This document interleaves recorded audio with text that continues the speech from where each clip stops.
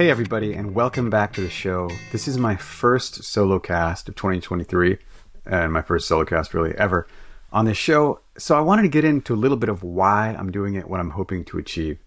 The idea so far with the show, 10,000 Heroes, I've been interviewing people in all walks of life, talking about purpose, talking about inspiration, getting some good role models. But I want to go a little deeper this year, and specifically this quarter. There's something more I want to contribute. So I'm kind of coming out from behind the shadows of just the interviewer role, holding space for other people, and sharing a little bit more of my process and my inquiry and what I feel like I might have to contribute. And doing this is not the most comfortable thing. As I was talking about it with some friends, I have a group of friends here that are known, we know them as the wise men. They're basically like all bearded farmer types that are a little bit stony, and they're just like an incredible counsel of wisdom and support for me. Often we'll be translating agricultural books together, or they'll be telling about their experiments with compost under a microscope, or sitting around a fire and discussing. It's kind of maybe my like agricultural men's group. But I was talking to one of them the other morning, two of them having tea, and they asked why I was doing this, why I was doing this podcast, and specifically this project of the Solocasts. And it really brought it back to the ultimate reason for all of my public work at this point is doing my part in helping to usher in the Teal Society. So there, I just hit you with a major piece of jargon that now I have to explain, which is the Teal Society. And I'm not going to get into all of the philosophical background because it's just long and probably mostly boring. But the best way I can explain it is that the Teal Society is a society we live in when we understand the real value in everybody's perspective. So now I have to get into a little bit of background because there's a difference between that and moral relativism, which is like a popular word, as in the postmodern black hole of moral relativism. So I want to distinguish that. So we're going to go on a little kind of intellectual history jaunt here. And we're going to go back, way back to when people had 100% confidence that their point of view was the right point of view. And, many people, maybe billions of people, still feel that way now, but I think it's not the majority as a society. As human societies, we've kind of moved mostly out of that center. So that we'd call moral absolutism. It's like, my way is the right way. It's what I learned. It's right. I mean, when I was wandering around India for years, you always met people like that many people really, where it's just like, wow, you have something different than I do for breakfast every day.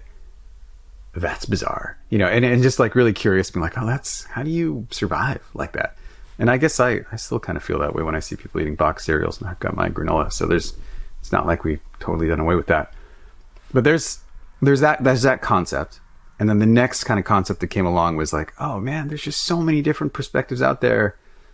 We want to appreciate them. And there was this like little jaunt we did into like, oh, maybe they're all equally valid. And that's the whole moral relativism world, which is not what I'm advertising. What I'm saying as the Teal Society is that every perspective we're exposed to, we can imbibe, we can like drink a little bit of it and learn from it and see how it adds to our life, rather than seeing it as the opposition or the adversary, or that they're just totally capital W wrong, where they might be like lowercase wrong, or they might be incorrect, but just like morally, existentially wrong, like you are my enemy. To move beyond that and be like, oh, you have a totally different perspective on this, informed by your training, your life experiences, the weird propaganda you're listening to. What's valuable about that for me? What's an intellectual gap or an emotional gap that I can learn from? And to me, that amount of empathy is ultimately what we need to get beyond all of these fissures that we see in our society right now. So that's what I mean when I say the Teal Society. And it's basically a more precise and organized version of the hippie peace and love dream that we all have, people from all walks of life and all political persuasions. At the end, you get them, like, you give them a little bit of wine and they're like, yeah, it's all love. We're just trying to figure out how to make that work. Whether they're working for ICE or ISIS or whatever else it is, at the root, I haven't met people that say that it's not about that for them, no matter what they're doing in life. So, okay. So that's the goal. The goal is this peace and love thing. I'm going to call it the Teal Society because it's a little more precise and operatable. And the mechanism for getting there that I'm proposing is this idea of like exposing ourselves to different perspectives, learning how to integrate them, and learning how to see the other, whether it's a human being or an idea, not as a threat to my existence. Not that if they exist, I have to be wrong, or I have to be convinced, or I have to accept what they're saying, but that I can learn a little bit from it, even if I think most of it is crap. But I'm going to learn that little bit, and I'm going to buttress myself and fill the holes that I have in myself. So that's the idea. And one symptom of this working is that you write off fewer people as total assholes. Like if you're going around your life and like meeting all these people, like, God, that guy's such an asshole. I can't believe they believe this. The idea of this being successful, of us going towards a Teal society, is that more of the time you'd have a more nuanced perspective on like, oh yeah, I really don't agree with that, but I can see where that person is coming from. And some people, of course, are just assholes, and that's fine. I'm not claiming that's not going to happen. So when I think about this idea, the two people that immediately come to my mind are Mahatma Gandhi and Martin Luther King. And they've been just luminaries for me my entire life. I spent all that time in India basically studying Gandhi and walking in his footsteps and trying to understand what he's doing. And I've got this great friend who was on the podcast last year, which we'll probably have to talk to him more. And he wrote his thesis about Gandhi and Dr. King. And so he's just like a wealth of information. I'm probably going to harass him a lot this quarter and get some actual historical information out of Nico on that. But when I think about those people, there's three things that come to mind. One, of course, is that they were just massively successful. They were able to create political and cultural change on a huge level that is just seldom seen. The second is that they did it by unifying huge amounts of people of diverse backgrounds. They were able to inspire and catalyze these people into more than just communities, but actual enduring movements. And the third, which is the one I want to focus on, is they had this sense of deep empathy and compassion for the people that we would think were their enemies. And Gandhi is the most famous and bizarre about this, and I'll give some examples next week probably.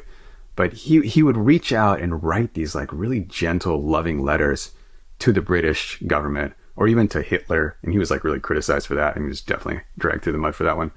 But he was always like looking to the best in people and didn't identify their actions with who they were. And that was one of his quotes it's really guided me. I'll never forget. He's like, you want to separate the action someone's doing from the person that's doing it. And we want to criticize and judge and fight against those actions, but not criticize and judge that person in their whole grander notion of like being and personhood. So, and I think there's a deep connection there between their willingness to show compassion and empathy for the people we would call their adversary and their success. And that's part of the whole thing, the whole style of nonviolence, is that instead of demonizing the other, which is often done in every war or every public opinion campaign, you demonize the other, you empathize with the other.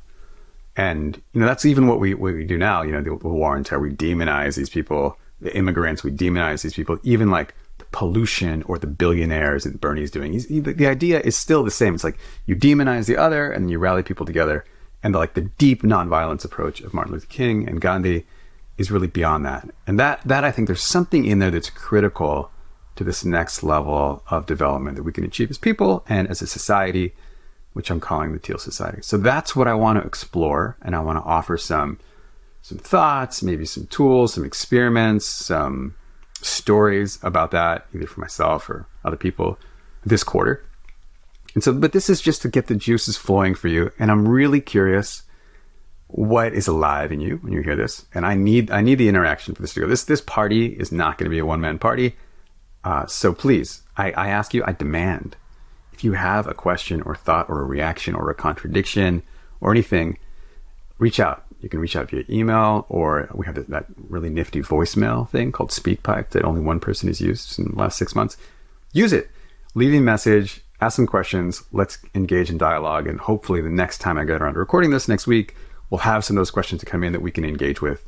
Because I think if you have that question, it means a few other dozen or 100 people have that question, and it'll create this larger conversation. So, thank you. Talk to you next week. Hi everyone, this is Martin San, your producer. I just want to take a minute to thank you for listening to our show. 10,000 Heroes is brought to you by the team at Momentum Lab.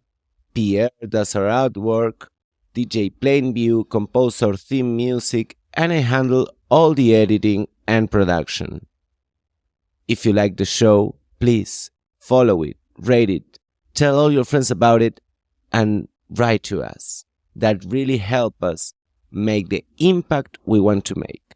And now, we're closing this episode with a word from our main sponsor, who also happens to be our host. Anchor. And now a message from our sponsor, me again.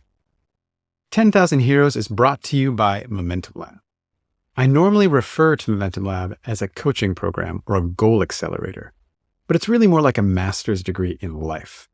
When you join Momentum Lab, we help you get crystal clear on what it is you actually want, who you want to be, what you want to do, and how you want to contribute. And then we get into all the painful details of what has been blocking you this whole time. And then we give you the knowledge, the tools, and the support you need to get there. Sometimes that's a spreadsheet, sometimes it's a mindset hack, sometimes it's a lecture, and sometimes it's a hug. Our only attachment is to your higher self. So, when you're ready to be the next version of yourself, in your business, for your family, or just for your own sense of fulfillment, drop me a line.